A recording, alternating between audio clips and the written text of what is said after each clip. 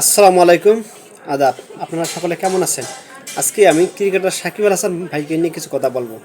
আমি বিভিন্ন পোস্টে দেখছি তিনি আমেরিকার হয়ে খেলবেন। আসলে এটা হলে বাংলাদেশে তার আসার সম্ভাবনা আমি দেখতেছি না, যেহেতু রাজনৈতিক কারণে তার অনেকগুলো মামলা হয়েছে। এই মামলা হয়তো তিনি মোকাবেলা করবেন না, তাই হয়তো তিনি দেশে আসবেন না।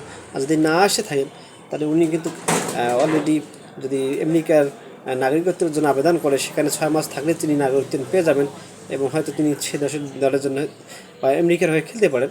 কিন্তু আমরাও চাই তিনি এখন খেলোয়াড় মানুষ, বাংলাদেশে আসার সম্ভাবনা যেহেতু নাই, তিনি আসলে আমেরিকার হয়ে যদি খেলে, তারপর তাকে আমরা টিভির মধ্যে দেখতেই পারবো। সে একজন অলরাউন্ডার। আমরা জানি তার বোলিং অ্যাকশন ধরা পড়েছে, সে বোলিংয়ে আপাতত নিশ্চিত আছে। তবে কোনো না এক সময় এটা পরীক্ষা দিলে আবারও শুধরিয়ে যদি অলরাউন্ডার হিসেবে ফিরতে পারে, সেটা কিন্তু আমাদের বাংলাদেশের একজন ক্রিকেটার হিসেবে আমরা ওইটুকুই গর্ব করতে পারবো যে আমাদের বাংলাদেশের ক্রিকেটার আমেরিকার হয়ে খেলতেছে। এটাও কিন্তু আমাদের ভালো লাগার বিষয়। তাই আমরা চাইবো তার জন্য দোয়া ও ভালোবাসা রইল। তবে তিনি ক্রিকেট জীবন থেকে রাজনীতি আসাটা তার জীবনে অনেক বড় হোল ছিল। তিনি অনেকবার ফেসবুকে পোস্টে বলেছেন সে আসলে রাজনীতি কিন্তু সবার জন্য নয়। ব্যবসায়ী মানুষের একজন ক্রিকেটার ছিল, সবার ভালোবাসা ছিল। যখন উনি নির্বাচন করেছে তখন থেকেই কিন্তু অর্ধেক জনসমর্থন হারিয়ে ফেলেছে। তারপরেও এখনও কিন্তু তার তুলনায় আমরা বাংলাদেশে তার মতো খেলোয়াড় এখনও পাইনি।